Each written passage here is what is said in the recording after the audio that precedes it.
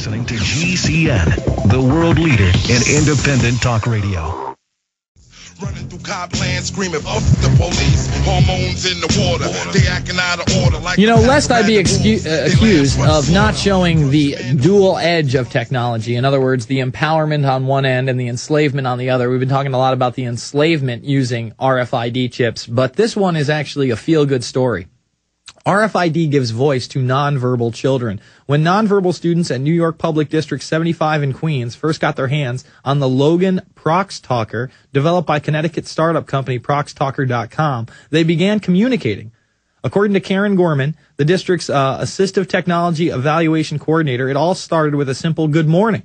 But when the children, who are not able to speak due to multiple disabilities such as autism, began working with the device given to them by their teacher, they were soon putting together entire sentences. The Logan Proxtalker, apparently the size of a laptop computer, and they show a little boy, if you scroll down, I think. Basically, this little boy, he has one next to him. Yeah, there it is right there. It's about the size of a laptop. Was designed by Glenn Dobbs, the president of the company, and Kevin Miller, the VP. The device employs RFID technology to help child instruct the machine what to say, and comes up with an RFID interrogator and tags known as sound tags, each with a word or phrase and usually a corresponding image printed on the front. When a child moves a tag over the machine, it announces the word that the tag represents.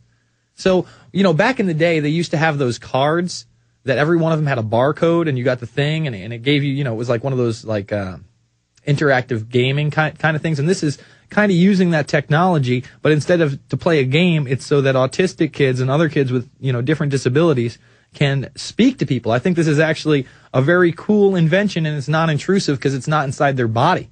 But can you imagine them saying, well, now if you give your autistic kid this chip, he'll be able to communicate via this device because internally it will know what he's trying to say, and it will basically interpret that and put it out in, plain speak. Common folk talk, if you will. So this is a neat idea. I just hope it doesn't get out of control, and actually a very cool invention.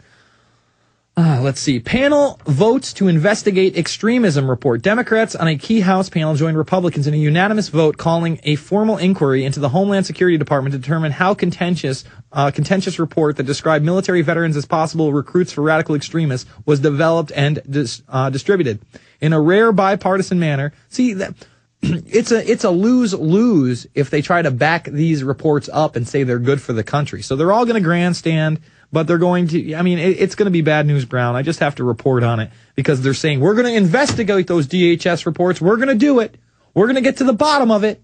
We love you. We're the government. All right, we're going to take a final couple of calls.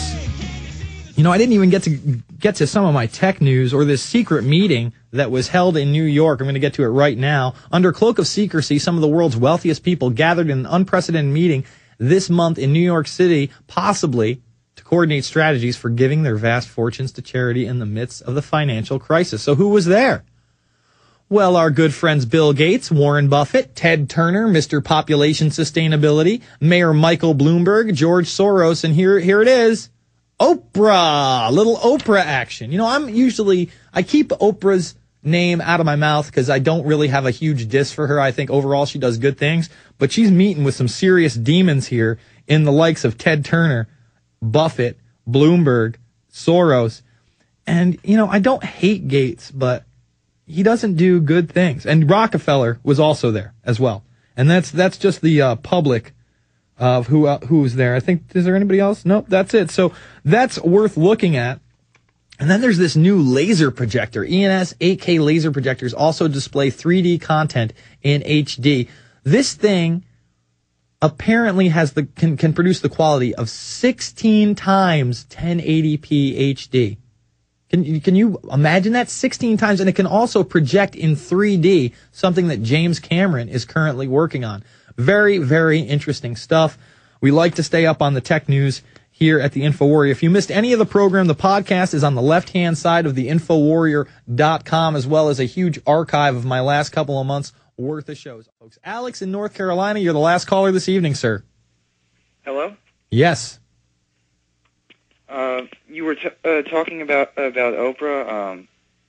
There was this one quote that I heard a while ago from Obama. He was saying that I accept Oprah Winfrey, and there are Christians that are saying that means he's becoming part of her church or something.